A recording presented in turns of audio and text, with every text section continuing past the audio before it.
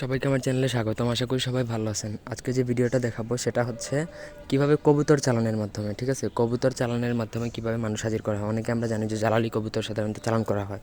তো এই চালান যদি একবার করা হয় তাহলে 1000% গ্যারান্টি দেওয়া যায়, বা তান্ত্রিকরা সাধারণত গ্যারান্টি দিয়ে দেয় যে মেয়ে বা ছেলে যার উপর প্রয়োগ করা হবে সে 24 ঘন্টার মধ্যে হাজির হবে, কিন্তু অনেকে এটা জানে না। তো আজকে ভিডিওটা শেয়ার করবো, কিন্তু অনুমতি নেওয়ার জন্য অবশ্যই আমাকে ইমোতে অথবা সরাসরি ফোনে কথা বলে অনুমতি নিতে হবে।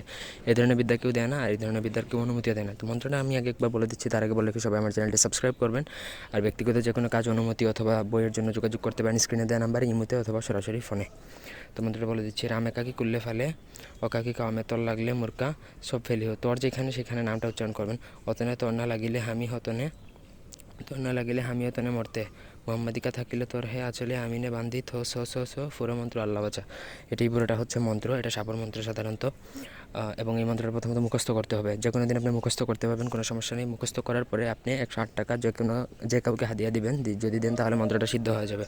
তারপরে আপনাকে জালালি কবুতর সংগ্রহ করতে হবে, সেটা বাজার থেকে পাবেন, এক দামে কিনবেন।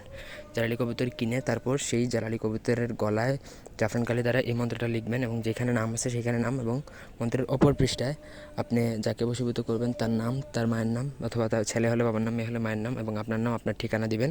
তারপর কবুতরের গলা বেঁধে তারপরে এই মন্ত্র 7 বার পড়ে ফু দিয়ে তারপর কবুতরটা ছেড়ে দিতে হবে। কবুতরটা যার নামের উপর ছাড়া হবে তার বাড়িতেই যে কিন্তু পৌঁছাবে, এবং তাকে ততক্ষণ পর্যন্ত ছাড়বে না যতক্ষণ পর্যন্ত সে না আসে বা আসতে না বাধ্য হয়।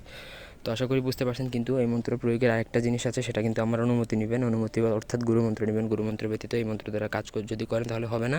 কবুতর উড়াল দিবে না, সেটা জায়গা মতো বসে থাকবে। মন্ত্র পড়ে অনুমতি নিলে কবুতরটা উড়াল দিবে। তো এই ছিল আজকের ভিডিও। ধন্যবাদ সবাইকে। আল্লাহ হাফেজ।